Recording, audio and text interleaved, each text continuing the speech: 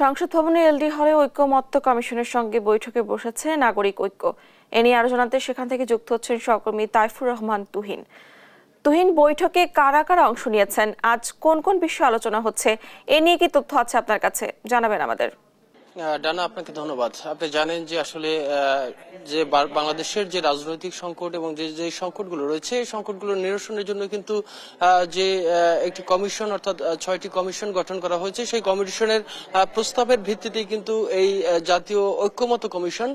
সেখানে আমরা দেখছি যে প্রতিটি রাজনৈতিক দলের সাথে এই যে জাতীয় ঐক্যমত্য কমিশনের বৈঠক তারা কিন্তু ধারাবাহিকভাবে করছে।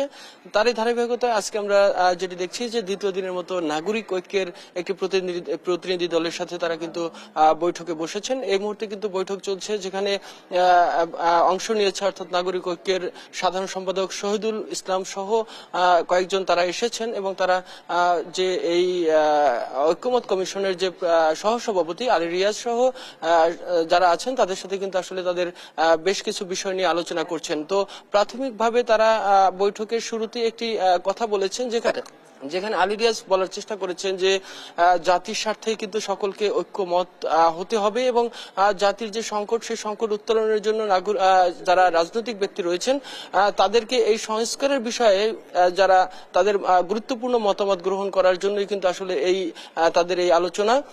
সেখানে যেটি বলছেন যে নাগরিক ঐক্যের সাধারণ সম্পাদক বলার চেষ্টা করেছেন, তারা বলছেন যে 167টা যে প্রস্তাবনা তোলা হয়েছে সেখান থেকে তারা 118টিতে তারা কিন্তু ঐক্যমত পোষণ করেছে।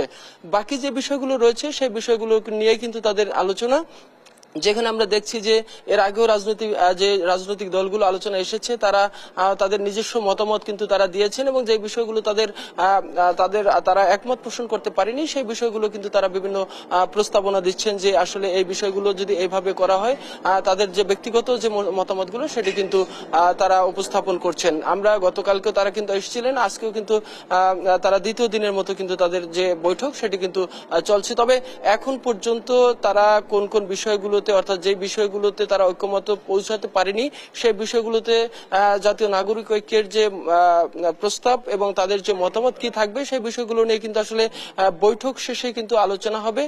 তবে এই ঐক্যমত কমিশনের যে সহসভাপতি আলী রিয়াজ তিনি কিন্তু বারবারই বলছেন যে আসলে জাতির স্বার্থে এই যে তাদের যে আলোচনা এবং তাদের যে বিষয়গুলো নিয়ে তারা যে বসছেন এটা কিন্তু জাতির জন্য খুবই গুরুত্বপূর্ণ।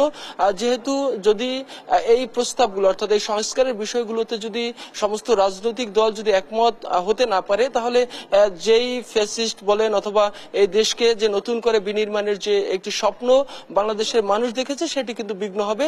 যে কারণে তারা বারবারই জোর দেওয়ার চেষ্টা করেছেন যে আসলে একটি সুন্দর সংস্কারের জন্যই কিন্তু আসলে সমস্ত দলের একটি ঐক্যমত দরকার এবং যাতে করে ফ্যাসিবাদ আবার যাতে না আসতে পারে অথবা বাংলাদেশের যে সার্বিক পরিস্থিতি সেটি যাতে স্বাভাবিকভাবে তারা পরিচালনা করতে পারে। তো আসলে এই ছিল আমার কাছে জাতীয় সংসদ ভবনের এলডি হল থেকে সর্বশেষ তথ্য।